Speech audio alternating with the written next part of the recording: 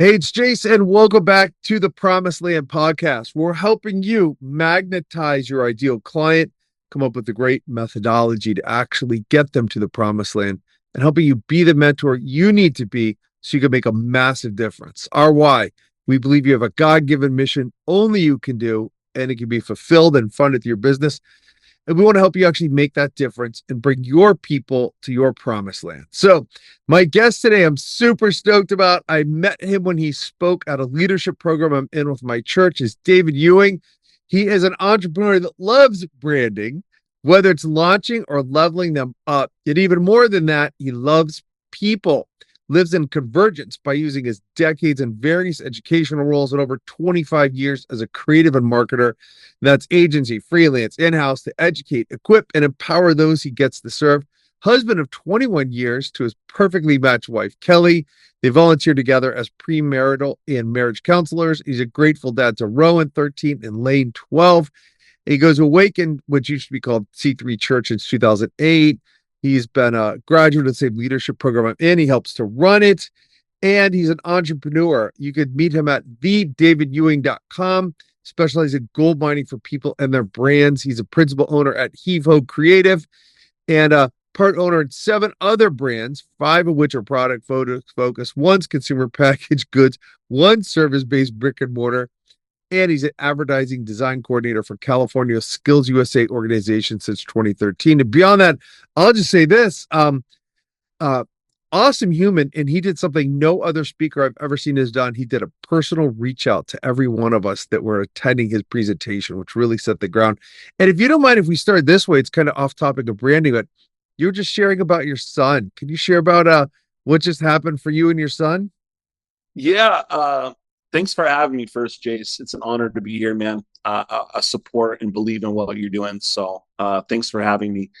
Uh, so about a month ago, we had a leadership, um, it's like a men's conference, essentially. A lot of training going on, a lot of experiential things going on. One of them was a rite of passage. In our Western culture, we don't have a specific rite of passage, right?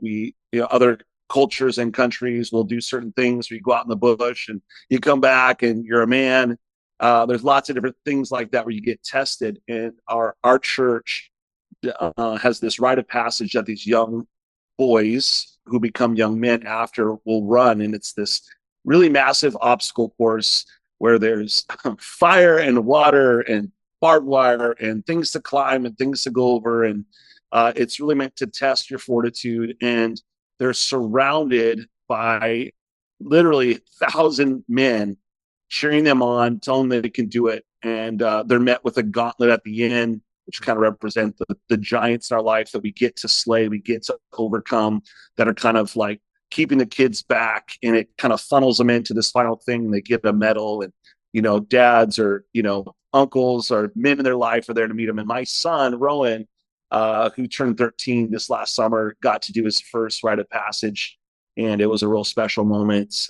Couldn't be more proud of his effort and just the way that he attacked each obstacle. And I feel super close to him like never before, man. So I'm really grateful.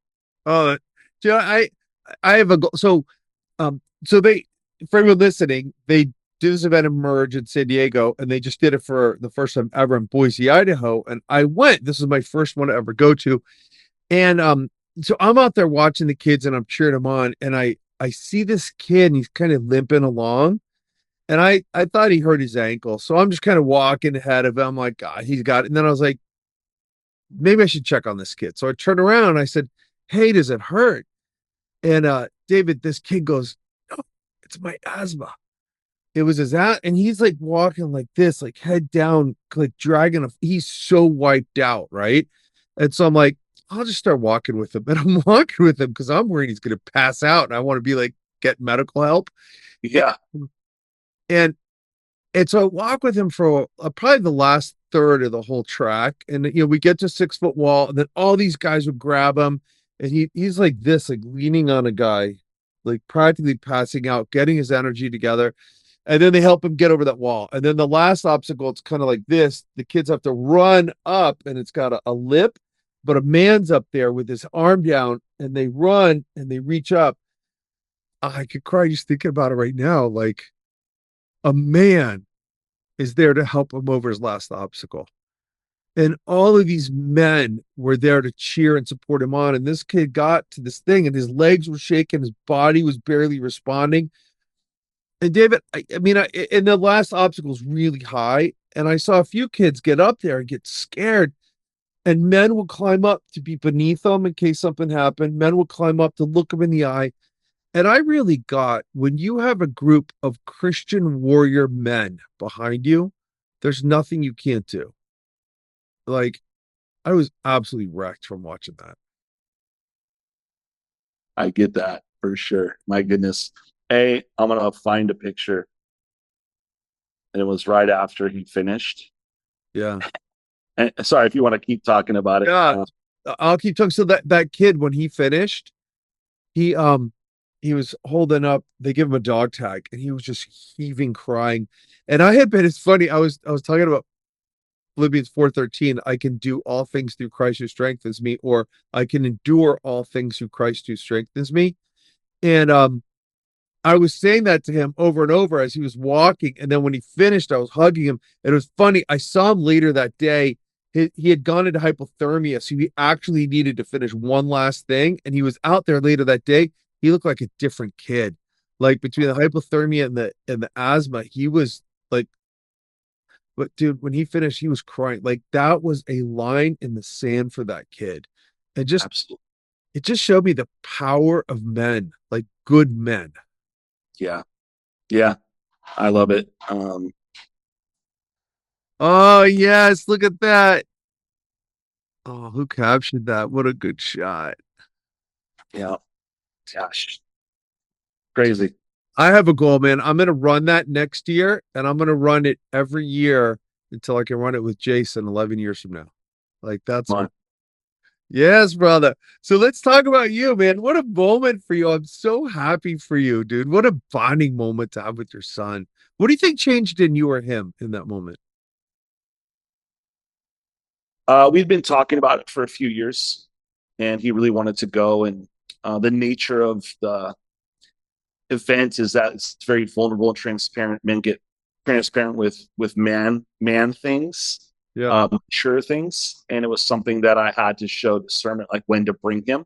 A lot of talk around the campfire, a lot of talk from up front, and I'm here to steward him, to coach him, to train him up in the way he should go. And him seeing the fulfillment of all the things that I said would be, the things that I spoke over him, and that he was able to complete this thing. We have this, we do hard things. And so I think it was him looking at me going, Dad, like, not like you were right, but like you were right about me, Mm. that I could do it. And I think that Ah, kind of connected us like on a trust level, yeah, which is everything in relationships is trust. And so for us, like we put a big boulder in the bucket. It wasn't just a little pebble. You know what I'm saying? bro. You stepped over something huge because people at home don't know what you're talking about. We do hard things. Yeah. Say more about that. I mean, I know it. I heard you speak. These guys, Yeah. So practically speaking, our kids, since they were like, I'm gonna say four, I have a daughter too. So they're about a year and a half apart. And so we do hard things every day. And so it started off with cold showers as a practical reminder and this consistency in being resilient. And so it wasn't like no punishment or anything weird like that. If you're watching, like, oh my gosh, I can't believe they were willful participants. I don't know if legal needs to know. Willful participants. Do you trust me, son? Do you trust me, daughter? And I want to model this relationship that God is with us, but he doesn't always do it for us, right? He wants to partner with us. And so I'd get in the ocean with them. I'd get in the pool, like in the middle of winter, which is Southern California. So it's not like it's ice, but it's cold. It's like 50-degree water. That's enough to take your breath away. It's not quite a cold plunge where there's ice in it, but we've also done that. And that's something that we do every single day. We do hard things and we do it often. And there's kind of this mentality that goes into whatever they're facing, whether for them, their job is their academics, right? Their job is their sports that they do. That's what they're meant to do. And they have chores and they have weekly things they do. And then they have something that we do. And I don't want to get off topic, but We do one thing for someone else each day, and we want to be like really hyper intentional and aware about it. And sometimes that's their hard thing they do because they don't want to. Because my feelings say, I don't want to do this because it doesn't feel good. But Mhm. the feeling after you do the hard thing, like obliterates how good the feeling of you doing something selfish for yourself could ever be. It's incredible. So that's what I mean by do hard things. And practically speaking, we do physical things that are hard. The kids get up early every morning, they work out, they train. They're on competitive soccer like stuff, and it's their passion That's awesome. And you do one thing for someone else every day? every day. Something intentional, not just like I think I did something. Like they know what it is because they intentionally did it. And usually it's for each other because I want them to have that bond as brother and sister. But like for example, a lot of military where we live in northern San Diego County. We got a couple military bases, and so we see a lot of military people. We see that the men with their hats, or even sometimes we'll see women with like a shirt on. There's just little things they know, and my kids always thank them for their service. We whether we agree with the government and all the things that individual, that human did something for someone else, and we recognize that, we honor that. Same for police and sheriff, firefighters, paramedic, anyone that we see. The kids go out of their way to thank them and shake their hand and look them in the eye. It's a really important way for them to um, be focused less on self and more on what's going on in the world around.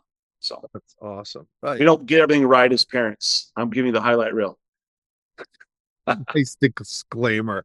I Yeah, actually, I don't think any of this is off topic because the more I grow my business, the more I want to know the people I'm surrounded. Like, I want to know the character of the people I work with is more important to me than who makes the greatest video or who does the best whatever.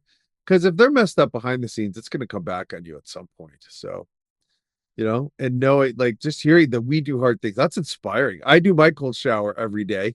Well, almost every day. And the days I don't want to, I heard some podcast where the guy's like, don't be up, get in the shower. And I hear that voice in my head. And I actually do have a cold plunge pool outside, but for some reason it's been staying, it's not chilled. It's just the overnight temperature in Idaho usually makes it cold enough. All right, yeah. it's around 50, 60. So I'm gonna buy a chiller. Well, hey, let's talk about you. Let's talk about your business.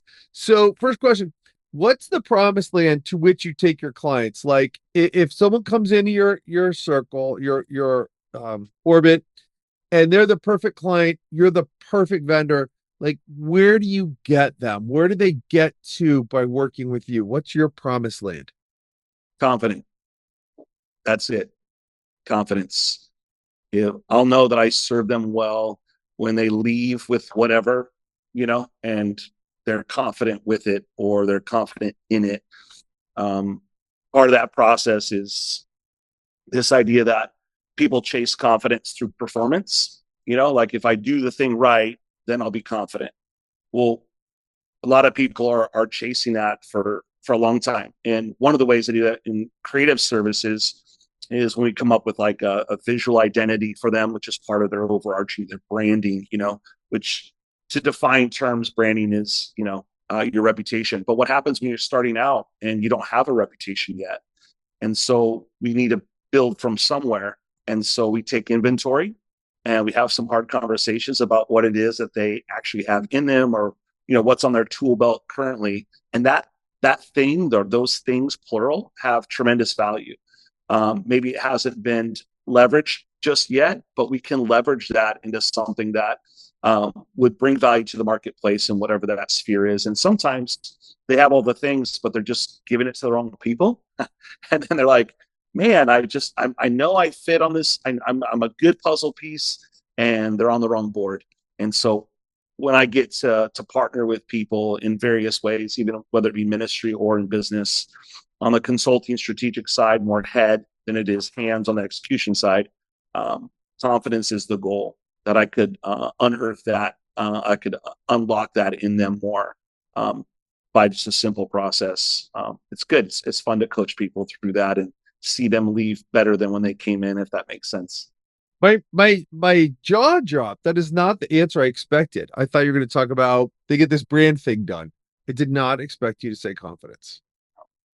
That is wild. Those are just the vehicles. It could be anything. Isn't that the goal of all businesses? Like, for example, I love toilet paper. Talking about toilet paper, I should say.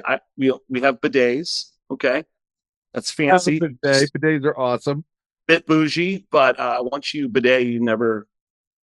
I don't know. You don't go back. I was trying to think of something clever.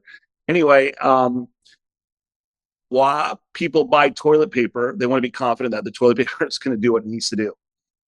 Now, they might not be cognizant of that thought, but in anything that we purchase, whether it be a service or a product, we want to be confident that I pay someone to put tires in my car. I want to be confident that you know what you're doing so that I can drive with confidence going to my next place, going to my next meeting, picking up the kids from school. Gosh, it could be a plumber. Am I confident that I don't have a leak at 2 o'clock in the morning? My downstairs is flooded, right? There's so many things that people do, but really what's happening is we're performing a service or giving a product so that they feel confident, whatever that is. And I feel confident that I can share that about literally any product or service. We can tie it back to the customer, the end user, the consumer, the human, being more confident in whatever it was because you solved the problem. So I have a problem. I don't feel confident in this, right? And now you've solved the problem and I'm more confident as a matter of degree. It's cool. That's awesome. So can we talk about the branding for a minute? Yeah. Right. So how do you like magnetize people to you in that company? You know, what's your secret sauce of getting people to come to you? And then what's your secret sauce of getting them confident, getting them across the river, getting them to the promised land? Okay. that's it's pregnant with a lot there.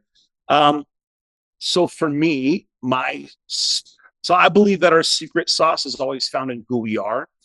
And so when we can authentically be ourselves, even if it's not for everyone, which it's not, those people will see that you're being genuine. So I genuinely care about people and it comes out of my pores because it's who I am and I leverage it all the time intentionally. And by default, it's just something that kind of comes out of me because I'm in convergence. I'm in this spot where I'm doing the things I'm supposed to be doing, when and where and with who, and for all the right reasons. And that's really to put other people first. And so I think that part of my magnetization is that people sense this authenticity in me. They sense that there's no BS there, and that I'm going to tell them the truth, and I'm going to do it with a high level of care. And that's really important in branding because people are either coming to me saying, I have this idea and we want to brand it and start off with something. We don't have a reputation yet, but we want to create one. Or, hey, we have a reputation and maybe it's not the reputation that we want. You know, we didn't mean for it to be this way. So we can kind of do an audit, if that makes sense. We can be introspective and I can help guide them through that, of this self-discovery of what it is, whether it's the company personified or it's them and their hands in the company and how involved. Some people, back to toilet paper, their picture's not on the packaging, right? It's just a company that I own, right? And we do this thing that has seemingly no, my personal reputation has no bearing on it, but everything that we input into our brand is going to have a ripple effect of some sort. When we believe that, it really dials up the intentionality of, ooh, how could I leverage these parts of me? And so the magnetization is, hey, does this man care for me? Wow, he really does. Now we've got a baseline of trust. And when there's trust comes up, walls come down. And walls come down once so that people can receive the words that I have for them, the truth about this isn't super good, or you say you want this, but this is what it's giving. You know, you say that this is how you want to be seen. This is how you want to be, what you want to be known for.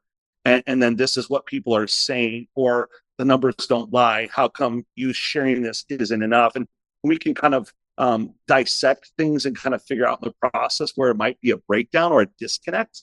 But a lot of times, I think people want to be what people want them to be versus being who they were made to be and letting the right people come to them. And I think it dulls that magnetization. I think it sheathes it, right? It covers it So when this comes up and those walls come down, they can receive, and now they can send. They can actually bring more value.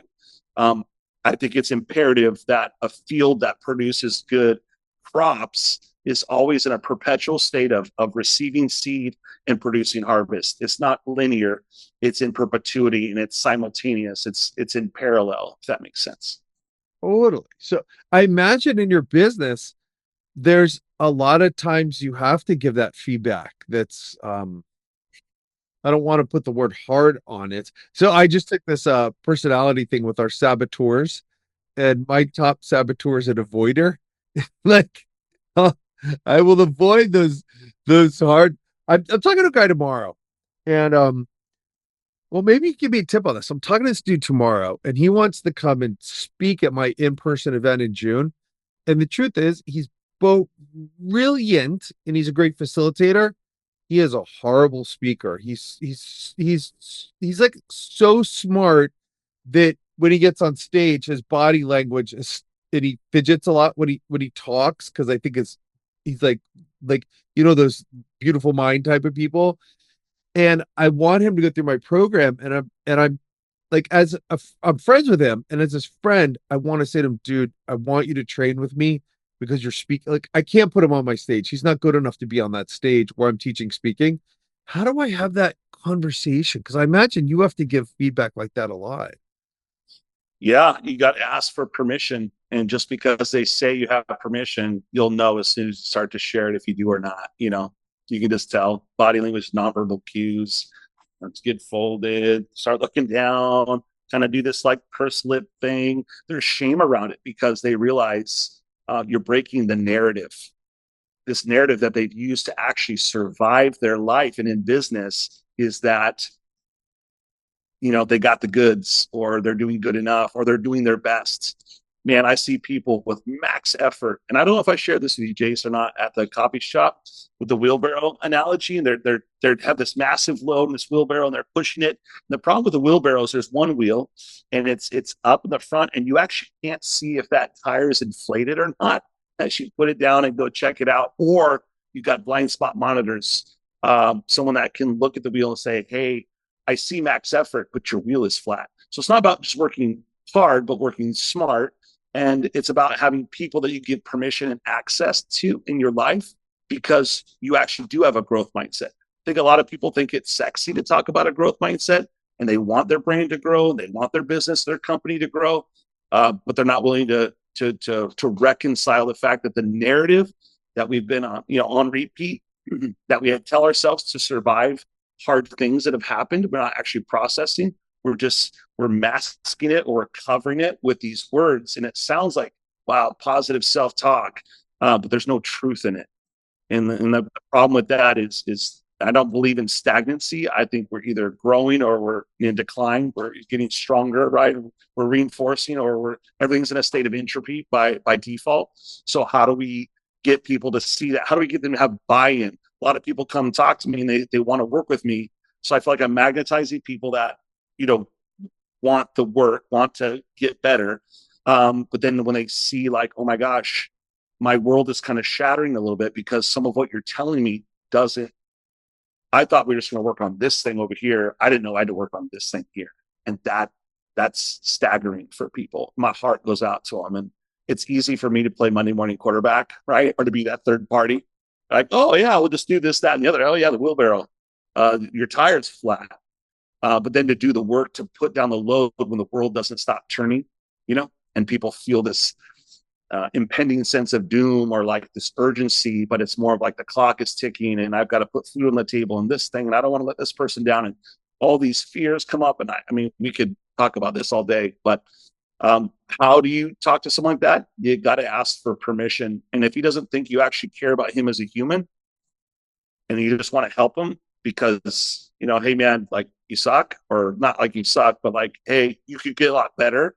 I don't know. I think you can probably cast vision. I think you're probably pretty good at that. Like, I see you doing this.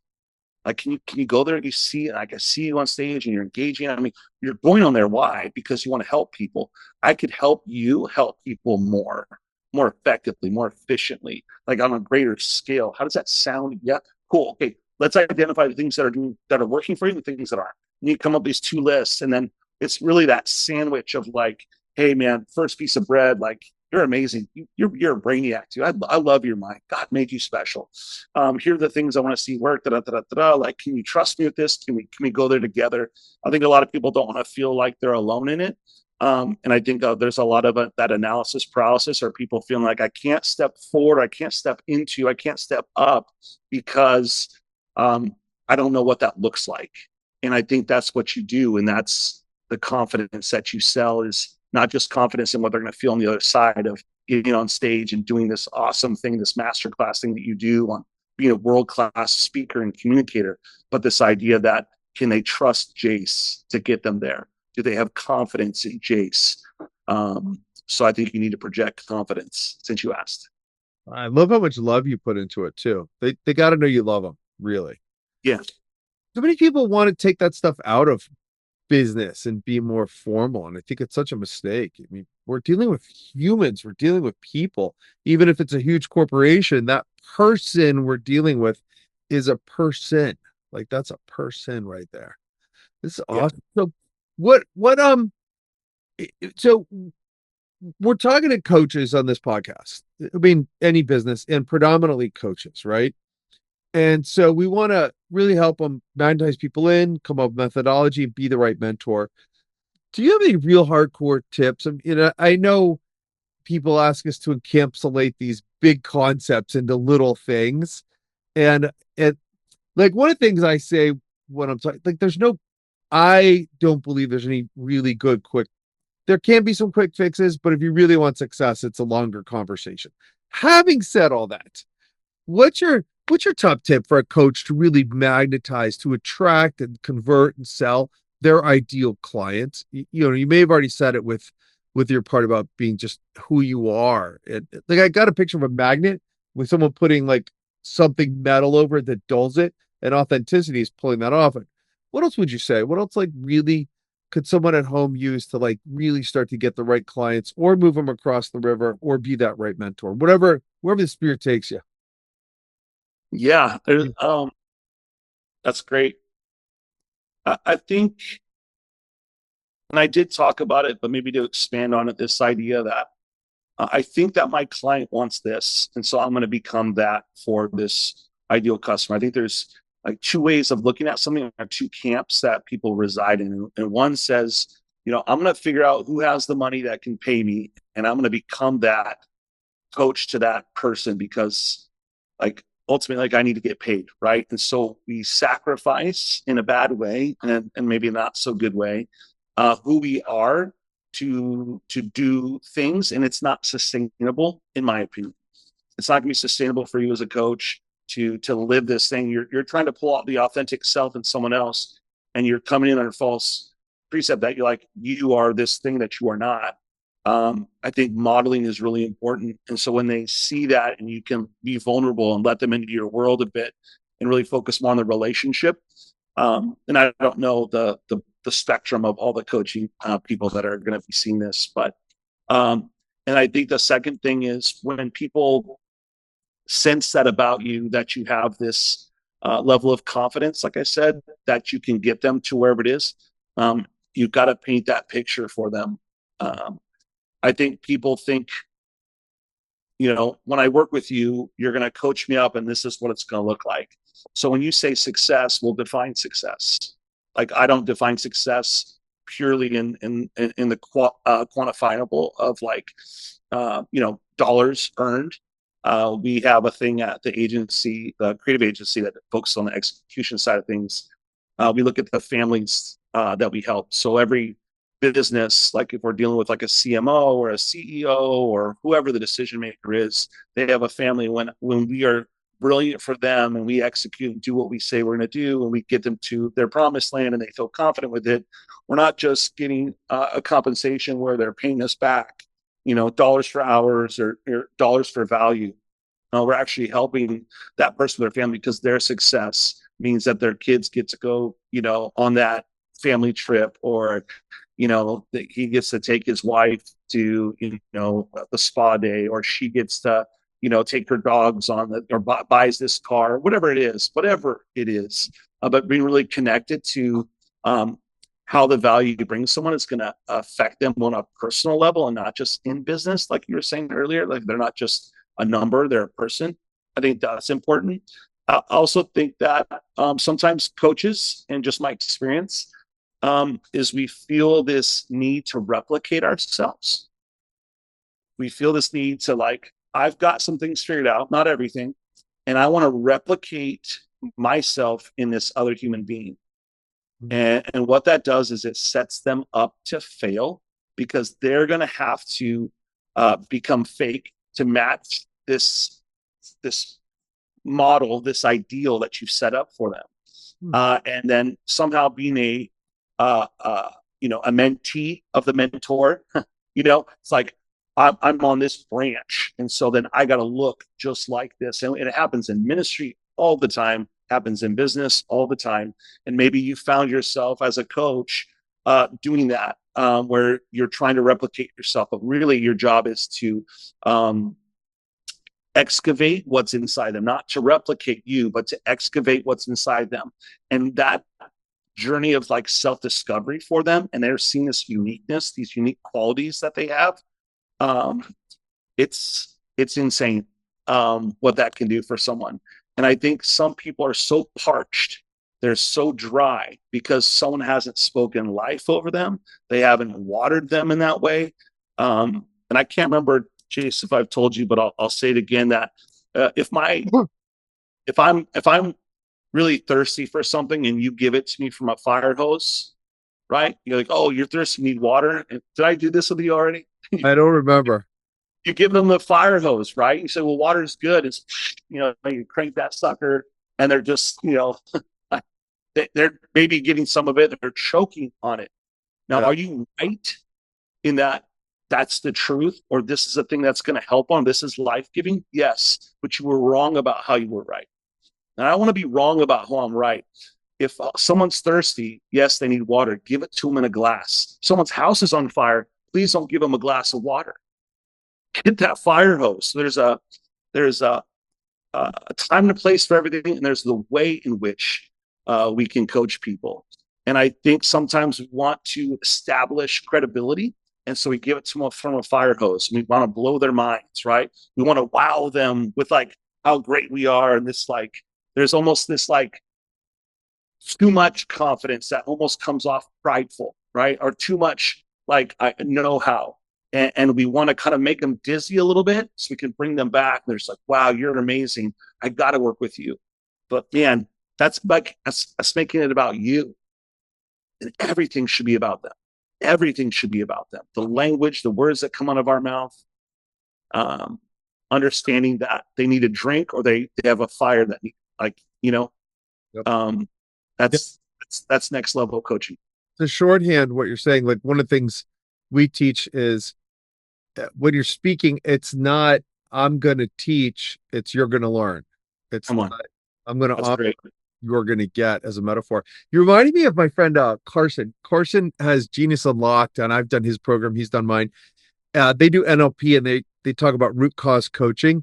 And I'm going to butcher his example, but it's like, imagine someone's drowning and you pull up on your boat. They're drowning. They want to stop drowning. And what too many coaches do is go, well, let's talk about why you got yourself in this position while they're drowning. Dang it. It's like, let's help them out of the water. And then let's talk about that. Let's stop the drowning. So there was something else you said that really I wanted to tag onto. You talked about authenticity. It'll come back to me. Something you said though that made me think about. So we teach how to sell from stage, and all the time I get people asking, "How do I get on stage?" And I said, "Well, we'll put on an event this summer to teach you that." And that's not our lane. That's we have some expertise, but that's not our lane. We do have experts that we'll introduce you to that will do that. And I don't know if it lands right for these people or not. But I mean, my truth is they're not ready for the stage. They're going to get on there. Selling from stage is so much harder than people realize. And I just had a call with a woman before this, and she owns a personal growth company, and she's fantastic. I really dig her. And where she saw me, I was a guest speaker at an event about how to get on stages, and she joined that person's program, which I'm glad she's going to work with them, except she's going to get on stage, and then what happens? And it, I've just seen too many people flame out because they don't have the right training. They think they're just going to get up there. It's hard. There's so much psychology that goes into it. And I don't know how to say that to her. Also because she's in my other friend's program and I don't want her to regret that decision. I just in a perfect world there'd be an order to these things. So I'm hoping she'll get on some stages and rock it out and then work with us to do even better. But I don't know. There's a part of me that's felt like, oh, I need to change my offer to offer how to get on stages. The truth is, authentically, that's not what we teach, and that's not my passion. I'd rather them go work with my friend. Hmm. Too, just got me thinking that I love defining words or redefining words. So they're relevant in the season of life we're in. This lady, it's like, sweetheart, be faithful with because the stage is simply a platform, right? Where you're you're a credible resource. You're someone that it's not to lift you up and like, oh, I'm on a stage and I'm great and you guys aren't. That's not.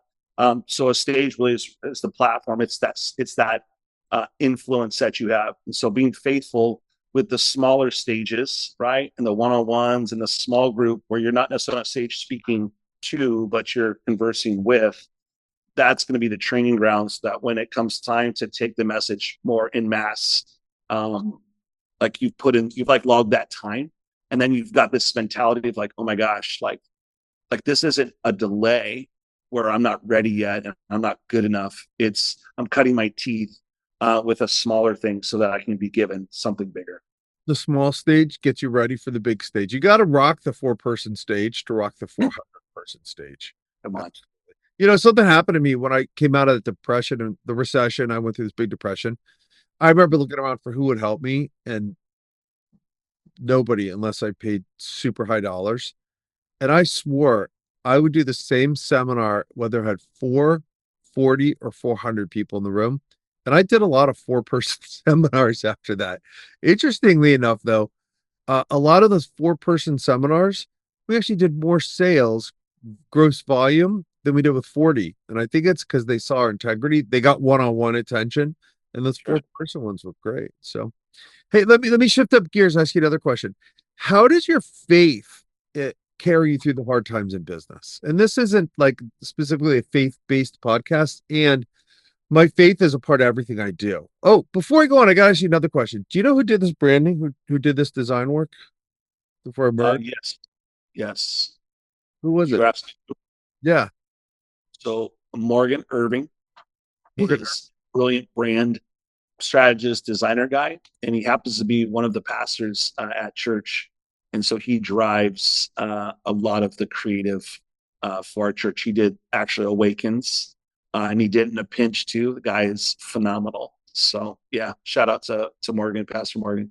Yeah, way to go, Pastor Morgan. Like the shirt for Shepherd for Pathfinders was just the stuff They was. have a whole team, I don't know what individual, but he has spearheaded a lot of the actual branding for all the ministries. Yeah. So you at home, the Emerge conference, that men's conference that we've been talking about, they theme it every year, and this year's theme was Shepherd, and so they made hats that went with it and some other stuff. And I just love, love, love, love, love the branding. Okay, so sorry for the detour. Back to you. So how is your faith like? How does that guide your business? First and foremost, I have hope every day. Oh, I'm in the valley, and I believe there's two mountains make up every valley because of my faith. And a lot of people, I think that every mountain's defined by two valleys, but I don't live in that, and I don't. like Yeah, I don't give a rip about the valley in the sense of like the valley. It doesn't define my value. It helps refine my character. It refines my process. Because when you're in the valley, you're looking at everything. What can I do to optimize? How do I do this? And my faith says that God is for me, and my faith is something that I believe that I can't see. And so a lot of time in conflict or when I'm just, and I have multiple businesses, and there's always a fire to put out. I thought about putting that on my resume, firefighter, for the fires that I get to put out in business and even in ministry too, right? Even in family, right? There's always a conflict or something that you get to overcome, you get to work out, you get to resolve, you get to mend something, you get to forgive someone. And my faith tells me that even though I can't see it yet, I trust that God is for me and that things are going to be better. And it has never, ever looked like I thought it would look like. The results of anything that, despite my best efforts to vision board and cut out magazines, and I mean, all the things, it's a beautiful exercise. And yet none of it has ever looked not just how I thought, but when I thought. So I think a lot of times in business, like God gives you something and like I'm not doing business because I thought it'd be a good idea. I feel called to business. I feel called to run businesses and to grow things. And I think a lot of times if you are someone of faith that's listening to this, you trust God in the what, but you question Him in the how and the when. And that's we got to trust in that the what the promise is, that there's no expiration in it.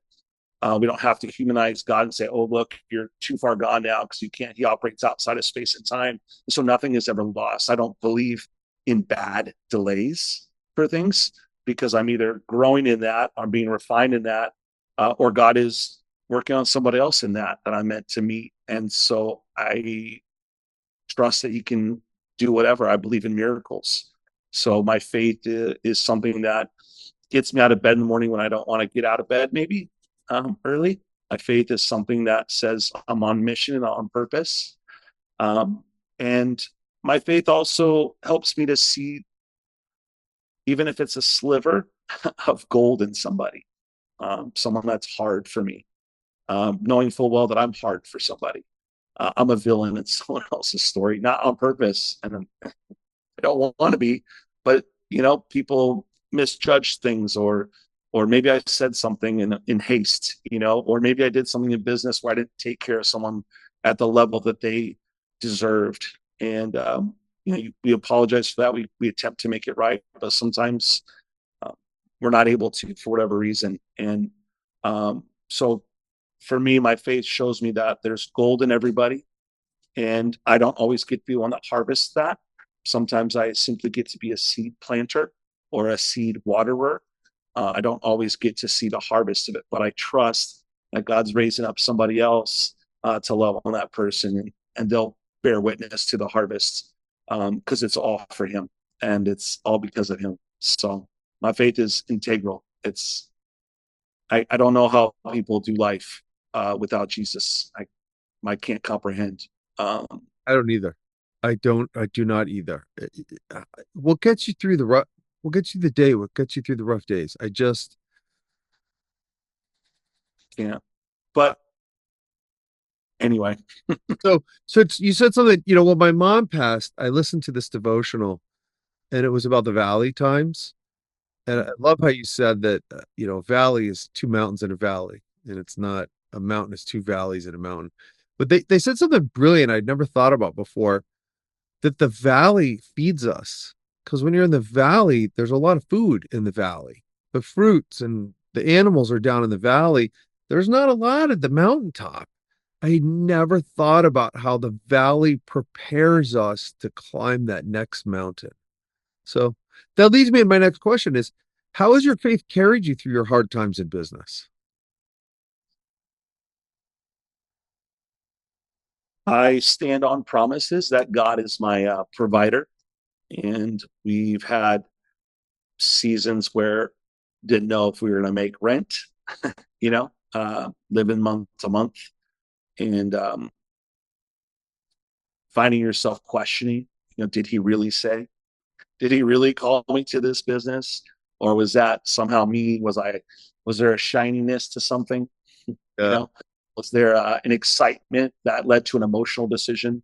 Really sensitized to, is this an emotional decision or an emotional response, or is this hype, or is this like I heard clearly from him telling me to move, and I don't want to move slowly, and I don't want to move too quickly. I just want to take it a step at a time. As verse it says that we can make our plans, but the Lord directs our steps. And I just get this picture on this kind of a mountain.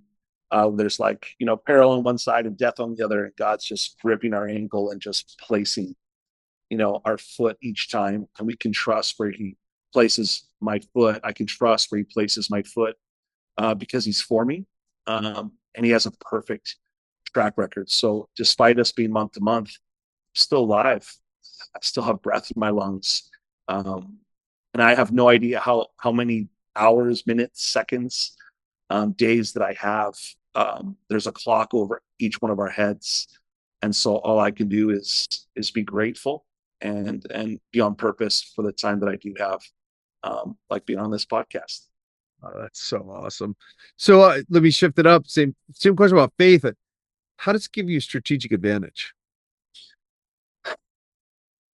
So I think it's really important that we understand people that we get to serve. And for me, in my faith, I believe Holy Spirit, God as Holy Spirit,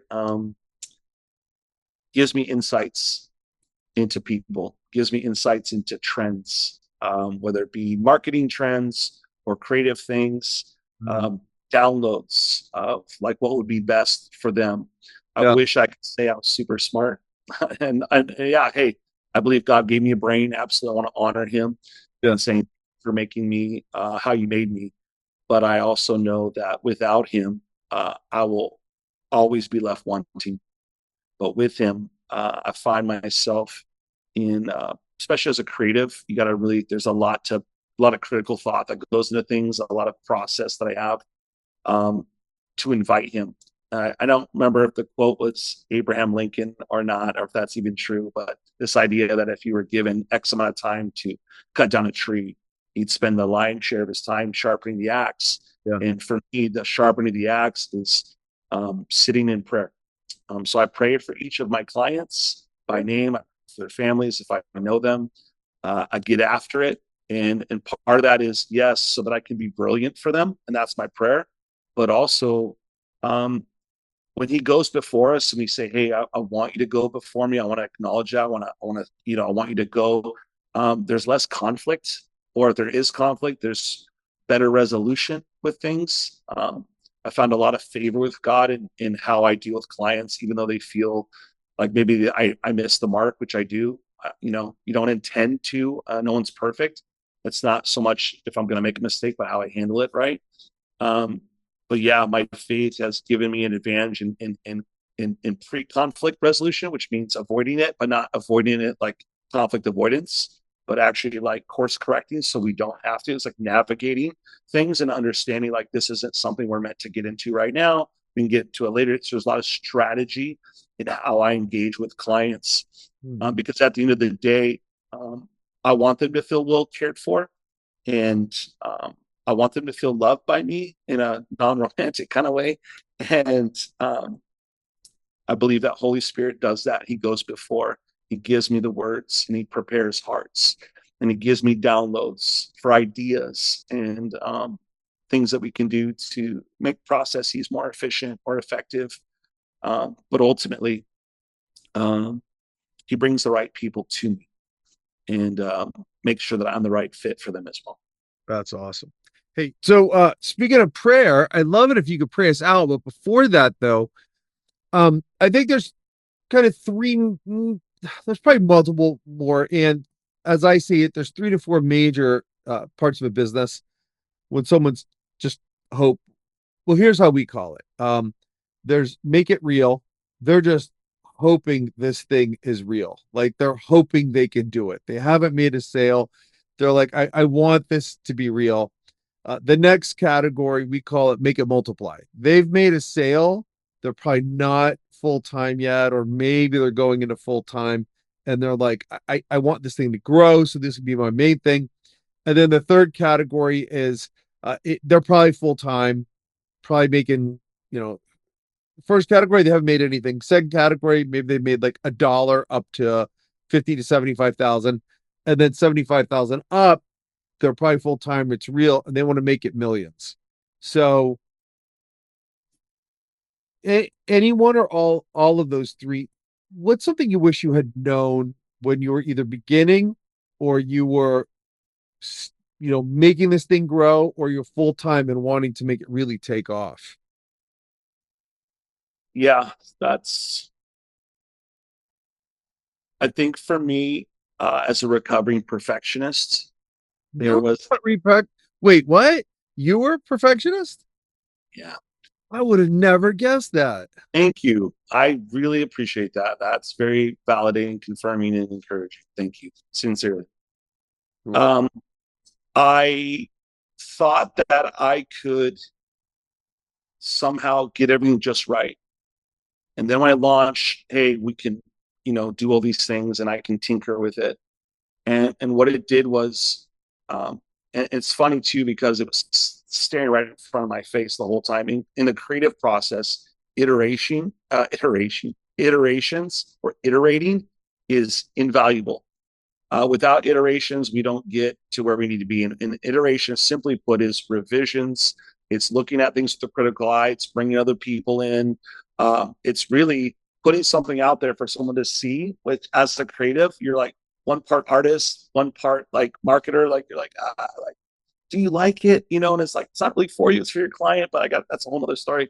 But you're creating this thing, and you got to put yourself out there, and then the feedback loop comes, and then you're learning, you're getting all these inputs.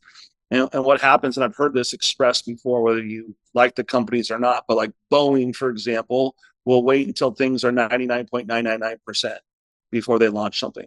And then Tesla or Elon, just as a matter of extension, will just put it out there and iterate because he's getting millions of touch points from customers. And whether you think one way is right or the other, the facts are is that Elon is going to get to a perfected, an optimized version much more quickly because his focus is on iterating. And so for me, as a recovering perfectionist, even though I was iterating the creative process, me as a person, me as a personal brand, I probably had a reputation for being a bit conservative and playing it safe. So I wish I had a mentor of some kind. I wish I had a mentor, period. So that's a word for someone trying to do it by yourself. But I just didn't know. You don't know what you don't know. But if I could go back and tell myself to take risks, be a lot more bold, iterate more often. And you don't have to pretend like it's going to be perfect. You just simply say, hey, like, let's try this and see. And then you get that data, that feedback loop.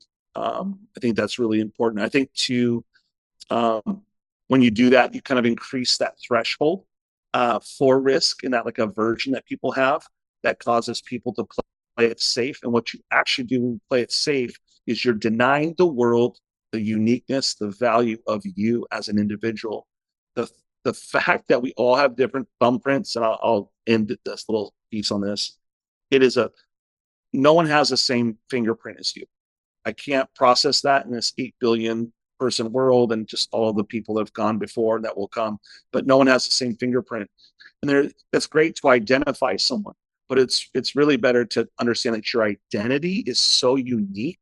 It's a physical reminder that there is no one like you that doesn't do it like you. They might do the same things, but they don't do it like you do. They don't do it how you do. And so focusing more on that, iterating that process of like self-discovering how I can bring value to the world and not denying them, not because I'm so special, but because he made me that way to glorify him. He made me that way to serve people, to love on people. And when we don't do that and we keep it all tight loop, or tight knit, and we think that we're being strategic, and really we're hiding behind the fact that we don't actually believe we bring that much value. But that's a dang lie, because you do. When you talk about Elon, it made me think about um an iteration. He launched a rocket recently and it blew up.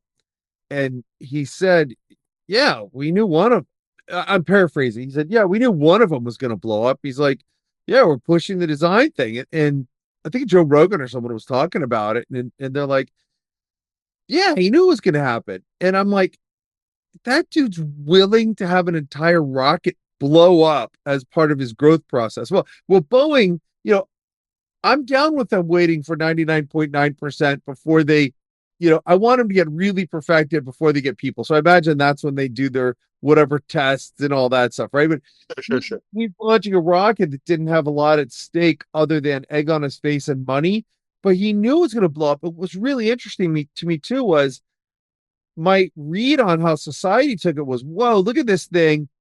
But he said it was going to blow up. So people like didn't care. And so us entrepreneurs who are doing much smaller, less costly things than actual spaceships and space rockets, like what could be we be willing to let go of in our iterating process in order to get to the really great gold faster, you know?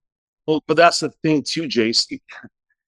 What are you focused on? Are you focused on a small win now that feels really big? Or are you like outside of like your own self and what you think you can do? Like whether you like him or not, like it's beside the point. Just as a human being whose eye is on a much greater prize than the here and now. So if I have egg in my face, that's fine because this doesn't define me.